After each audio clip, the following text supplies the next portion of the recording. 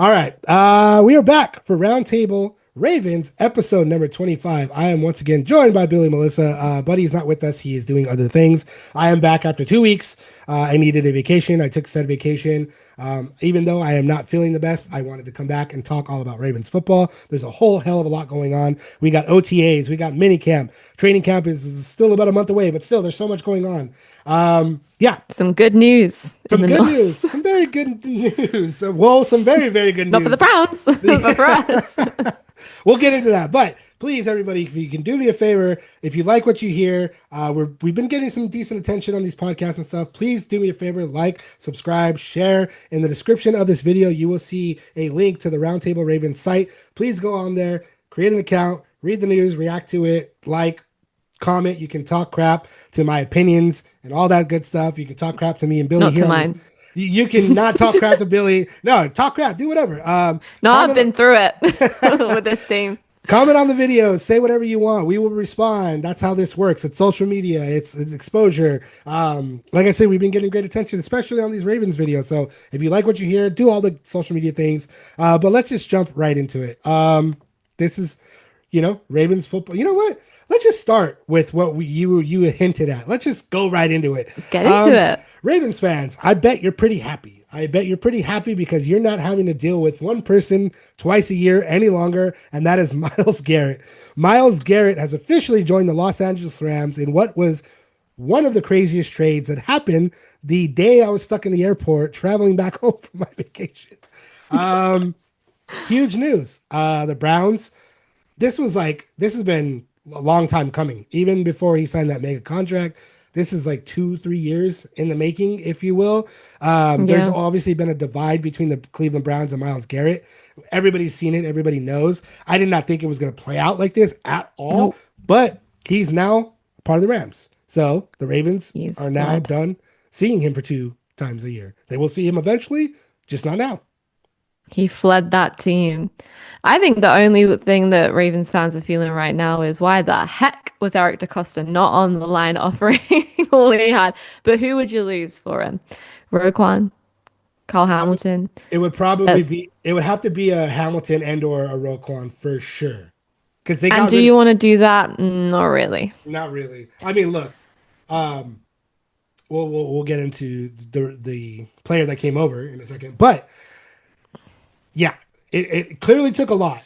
It was a first round pick caliber player, in my opinion. I mean, he was drafted in the first round.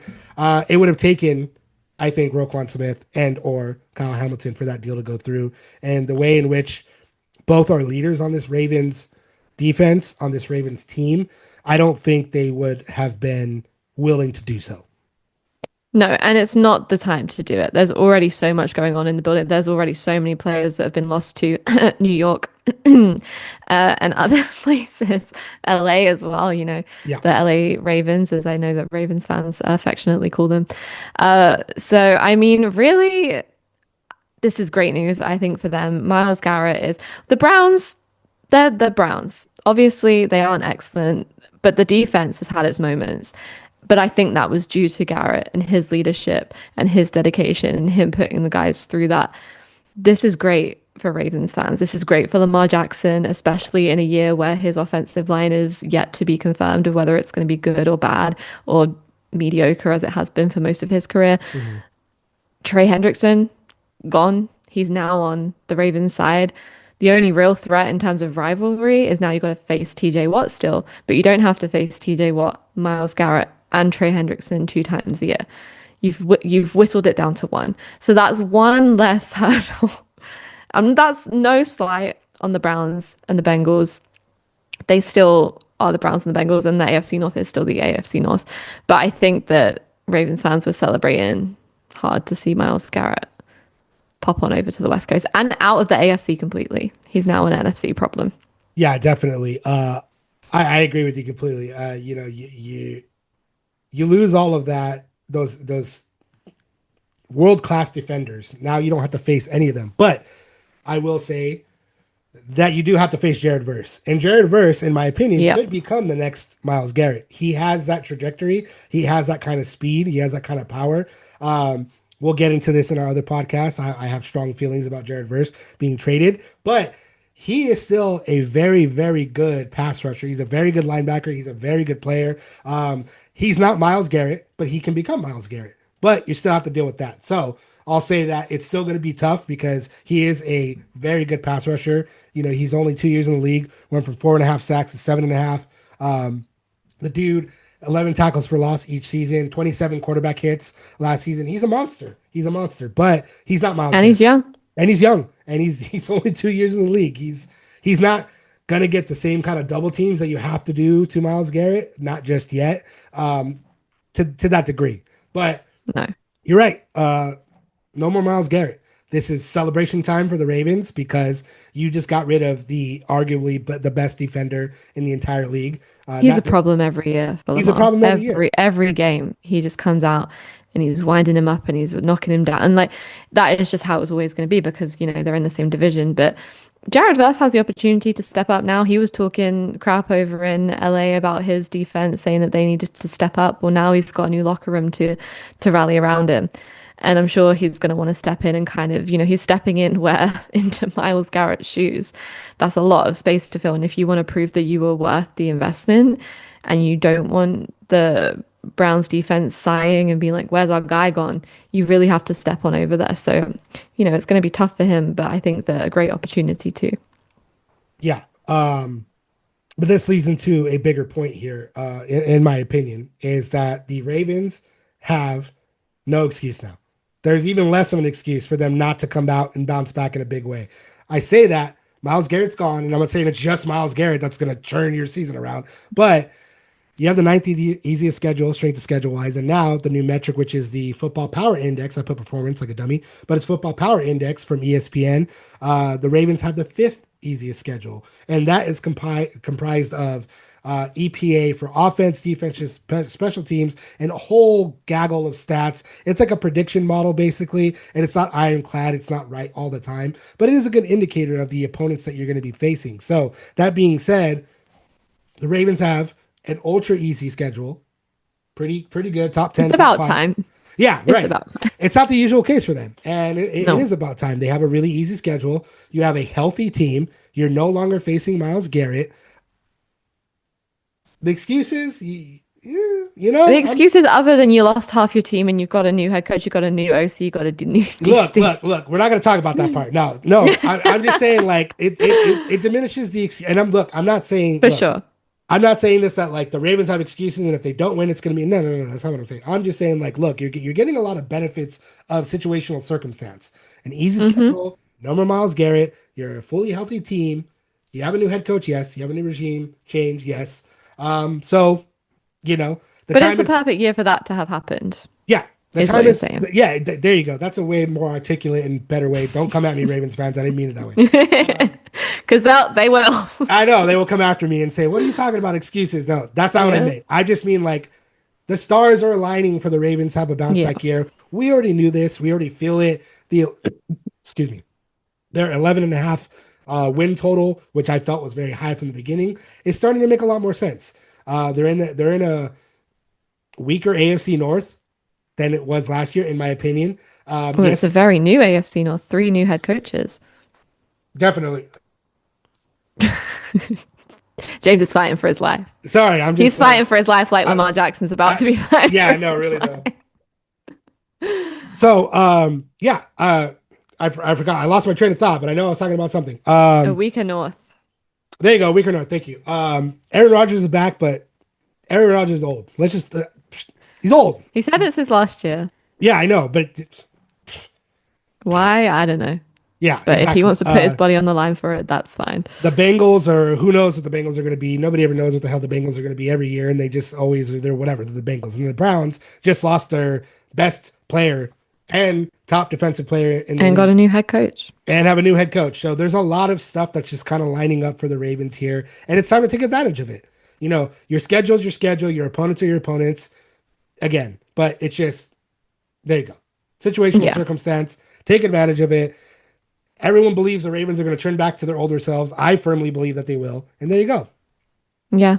They're used to it. They're used to adversity every year, and I think that the refresh. It seems like having seen the videos out of OTAs and minicamp that they're enjoying themselves over there. It's nice to see them smiling. They're playing games. They're having fun. I think that they've been feeling the defeat for a while, and I feel like this is a chance for them to hold a new identity and really run with it. So, I mean, it's looking good. Yeah.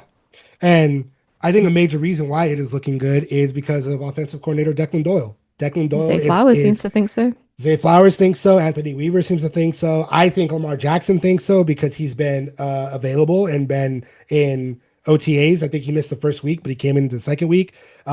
Him being there is a very important thing. Obviously, veterans don't often do this. They don't often show up because they don't have to. It's more so like training camp that they obviously have to be at, mandatory minicamp. But I think everybody's buying in for a reason. I listened to Declan Doyle talk, and what Zay Flowers said about him is 100% true. The guy talks really fast, and Zay Flowers said he has to chill out, but he does respect his offensive mind. Zay can talk. That man on the field and his smiling, laughing in everybody's faces. They sound like a match made in heaven, Declan Doyle and Zay Flowers. No, really He's though, met his match. I think that's what he's saying. Chill out is because like they're like battling each other, and he has to He's like, rant wait, to wait, wait, I'm the I'm guy. the fast talking guy. What do you mean? Yeah, so no, but everybody seems to be like really over the moon about Declan Doyle. And what I really appreciated, he was talking the other day. He said he wanted to stress the offense. And he means that he wants to see what they're capable of. And he's doing that already, which I think is very important. I don't think that means the same thing what Zay Flowers was talking about like a month or so ago when he was talking about how John Harbaugh had them running so much and practicing so much that he often had to use the cold plunge even on game days just to be ready. I don't think he means that. I think he means stressing them to see, let's push them to a level where they may not have been just yet to see is that the breaking point or not. And especially because you're seeing all these new parts come in, you have to do that. You have to see how does the offensive line work together? How do the wide receivers work together? How does everybody fit in together? The new tight ends, the rookie tight ends, like everybody together. I think it's important to stress the offense. And I think it's an important practice to get into seeing then what you can start molding together during training camp. Yeah, and I think, we laugh about Zay telling Declan Doyle to chill out and that, but that is actually great because it shows that Doyle's already building a great rapport with these guys. He feels like he can say that.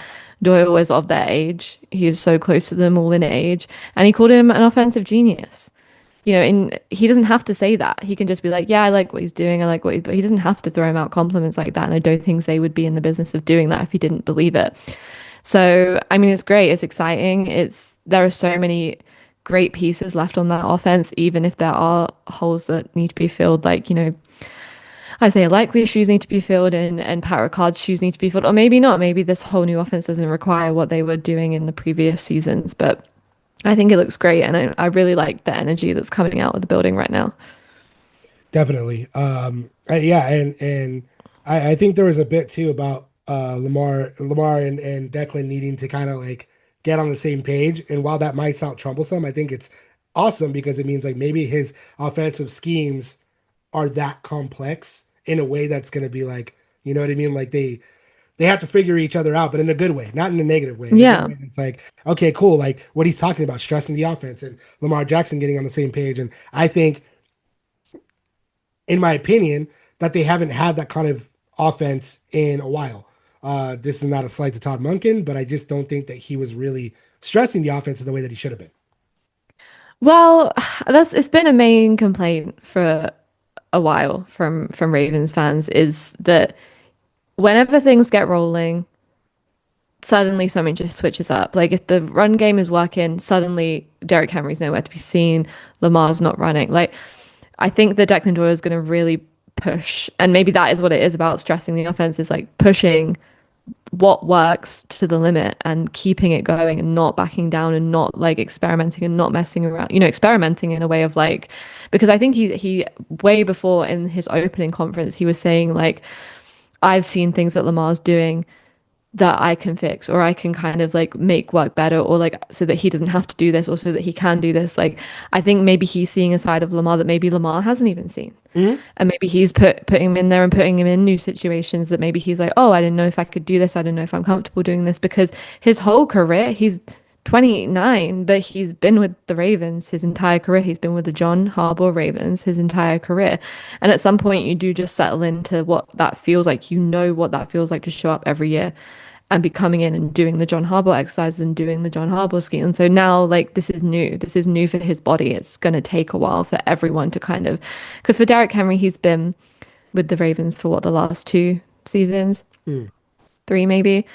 And before that, he was on the Titans. So it shouldn't be as hard for him to adjust. But Lamar Jackson has been a John Harbaugh Raven his entire career. And so it's not surprising for me that he's going to take a little minute to kind of figure it out. And he's Lamar Jackson. He'll figure it out. Definitely, definitely. Yeah, And he'll make just it even better than whatever Declan Doyle had imagined. yeah. But I mean, the consensus is that everybody loves him. You know, he didn't call plays with the Bears, but now he gets a chance to run the entire offense. So it's like it's going to be interesting what he does. And Anthony Weaver called him a human computer, and he also said, let me find it real quick. He said when he starts spitting out offensive information and plays from its pass and plays from his pass, it's like he has this Rolodex of plays in his head. He's almost like he has a photographic memory. So I look forward to the things that he's going to do with our offense. And there you go. I mean, the offense has been stagnant. Let's just say that. And so now you have this fresh young mind coming in. You got to work with Caleb Williams, who is a good passer, and now you have Lamar Jackson, who is one of the best passers in the entire league, if not the best passer in the league. I'll just say that. Best passer, best runner, There you go. best So everything. yeah, and you have an offense that's still stacked. You got freaking Zay Flowers. You got Derrick Henry for Derrick crying out. Henry. You got Derrick Henry for crying out loud. So you have the ability to do something really interesting and special with his offense. And just let's see what he can do. And you got Jacoby Lane, Yeah, and now you got who Jacoby Lane. I feel very strongly about. I've loved seeing him fit in those new videos. We'll see. I'm gonna I'm put my telling you. I'm gonna put my backing with Elijah Surratt for right now because I don't know that the kid seems special too. I know all the people are like Jacoby Lane, Jacoby Lane. We'll see what happens. I love he's just the offensive Marlon Humphrey. Yeah, The two of them together, their energy is insane. yeah. Hey, that matters a great deal. That matters a great Hmm. deal, and Need the personality higher. definitely, definitely. Oh my God, my coughing. Sorry. But going back to Lamar Jackson, we have a little bit of better news. Lamar Jackson spoke to the media, and they made it all like cryptic in the beginning. They're like, Lamar Jackson's going to talk to the media. I'm like, oh God, here we go. But he basically just talked about the offseason and everything, and John Harbaugh being fired, and then, excuse me, God, my God, sorry, I can't stop coughing right now. You need to apologize. Oh, sorry. I'm still recovering from my vacation. Anyway, Lamar Jackson talked about his contract situation, and he did what he always does. He says, I'm going to keep it private. It's going to be between me and the organization. And he also said and reassured everybody, I want to be in Baltimore. He is this city. And there you go. There's been so much speculation and stuff that we've said and reports and this and that or whatever. As it stands right now, I think the organization and Lamar are still in a very good spot. We'll see what comes of a new contract next offseason potentially. I don't think it's going to happen this season, but I think things are still good. No, it's nothing surprise. It's just the Ravens way. Yeah. It's just the way Eric DeCosta and Lamar Jackson have respect for each other of not to be putting anything out there about that. And not really for any players, to be honest, but Lamar Jackson, especially because he hasn't got no agent leaking, nothing. Like, I remember when he re-signed that deal, he was the one to announce it. He did a video from his car and the Ravens put it up. And so it's going to stay that way. I don't, I don't know. Like, I don't really think he's going to go anywhere. I think it would be the most ridiculous thing in the Ravens. Like, the Ravens are going to have to open their wallets massively to kind of keep him in the building. And they should just do it because that's your guy. That's the leader. He should be a Raven until he retires. Yeah. But there's still something in the back of my mind that's like, if it all goes wrong, that guy wants a Super Bowl before. But he did say when he was drafted, Baltimore was going to get a Super Bowl out of him. And I think he wants to stay true to that word. He's a very committed guy. I think he wants to fulfill that promise to the city more than anything. So we'll see. But I fully believe that he intends to stay if the price is right and the respect remains there. I agree.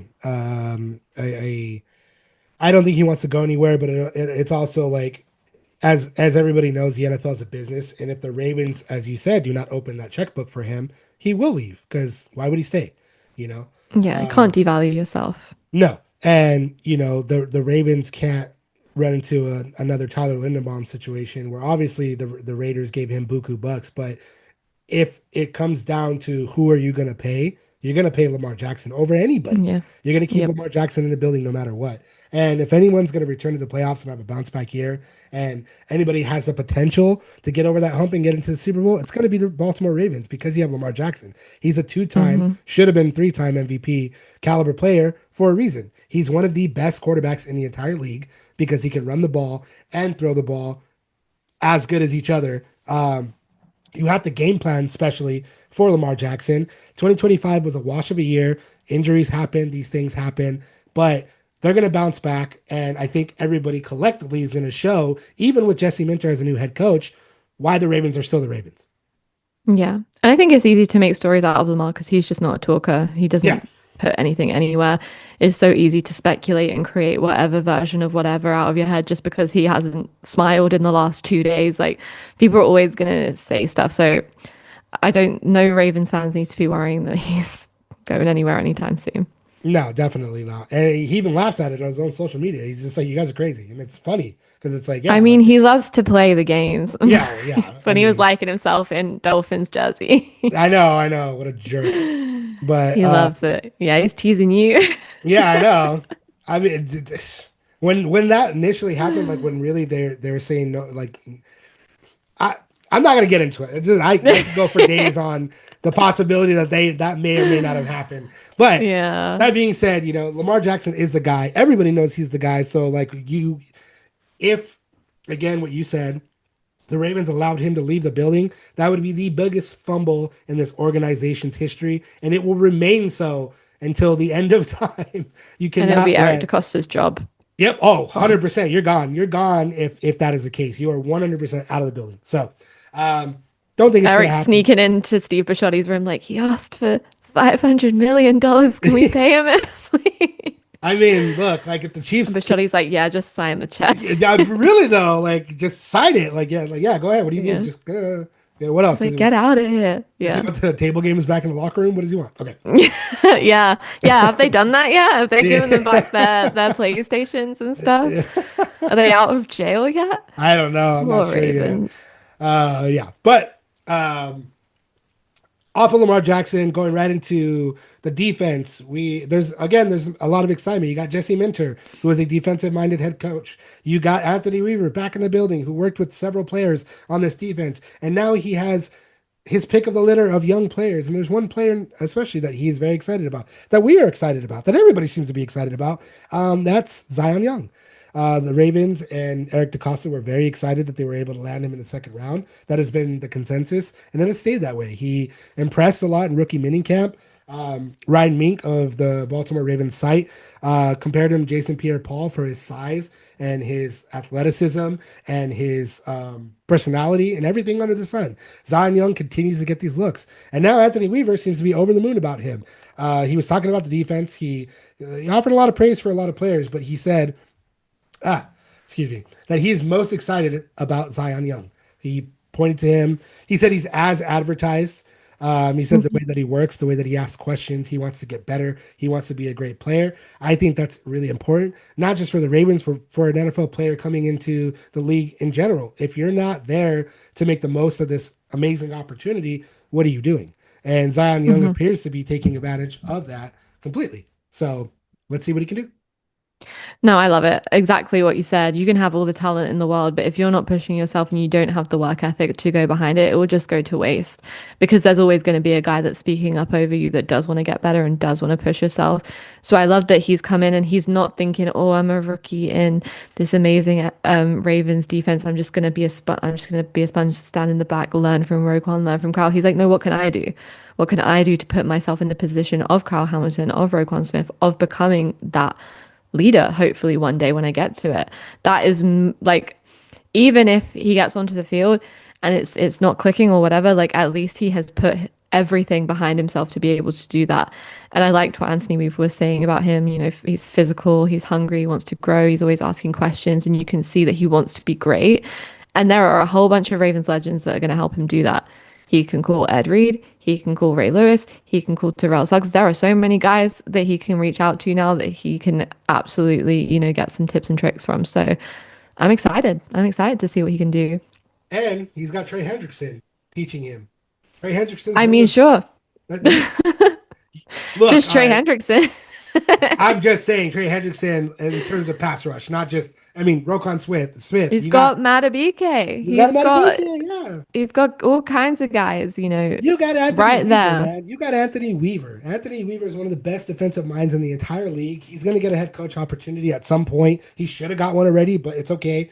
He's back with the Ravens. He knows the Ravens. He's going to turn this defense into something very nasty alongside Jesse Mentor. And you got that guy to talk to and pick his brain. And he's clearly doing it and impressing Anthony Weaver. So take Yeah. advantage, kid. Do it. And I liked what Anthony Weaver was saying also about his relationship with Jesse Minter, and it seems like they're collaborating really well. Mm, And it isn't just all Jesse throwing XYZ plays at him. Like he's really putting his own stamp on it, and they're finding a way to collaborate that means both of them have kind of got their own identity inside of it. So I like to see that he's not just his talents aren't being wasted, and that they're, getting the best out of him too. definitely. That was kind of the feel for it. There was not like a when Anthony Weaver first talked when he brought back, it didn't seem like he was personally hurt that he was passed over for the head coach position there. But he was more than excited to be working with Jesse Minter and to be the defensive coordinator for the Ravens. And even though he's not going to call plays, he's lockstep, lockstep. He's lockstep with Not Jesse Minter. lockstep. He's lockstep, but he Sean is. McVay, what have you done? He's lockstep. But no, they are though, and it's really great to see. Like I said, like all of the things are lining up here, and let's see. You got players like Zion Young ready to go, ready to tear things up. You got Trey Hendrickson. You got a really really great pass rusher. You got a healthy team. You got a Hmm. completely healthy team. Well, minus Teddy Buchanan, who may or may not be back midseason. We'll see. And Can't wait Matabuke. for him to come back. Honestly, me either. That kid was unbelievable before he got hurt, and it's sad that he got hurt Yep, when he did get hurt because he could have easily worked himself into a defensive rookie of the year nomination and win. 100%. He was second in tackles 100%. to Roquan Smith on the Ravens team. Anyway, And on a yeah, defense that was floundering. yeah, yeah. On a defense that was not great, all the pieces were not working together, not gelling well. There you go. Come back, Teddy. Come back. He'll be back. He's young. He should bounce back pretty well. But yeah, this Ravens team, there's a lot of exciting moving parts. Still, we don't know what Jesse Minter can or can't be until week one starts and the beginning of the season starts. But the pieces are there. The defense is there. You have exciting new additions. Jacoby Lane. You got a lot of stuff going on. A lot of stuff that can lead to a very successful season. It just they got to all put it together, And they will. They will. and they will. We'll see. I don't know yet. No, they will. Okay, they will. All right, all right. We'll see. Don't be putting no curses on them. Did I'm you? not cursing anybody. I'm not Hey, cursing. here's the off season of last season. Some girl paid an Etsy witch to curse the Ravens because her ex-boyfriend messed her around. And that was everyone's speculation of why the Ravens are having a bad year.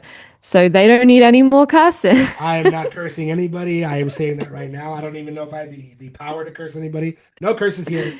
You All mean you're good. not an Etsy witch? I'm not an Etsy witch, unfortunately. That is not in my resume or job description. But thank you guys so much for listening. This has been Roundtable Ravens, episode number 25. We will be back again next week to talk more Ravens football as we get closer to training camp. And again, please do all the social media things, like, subscribe, share this video, comment on it.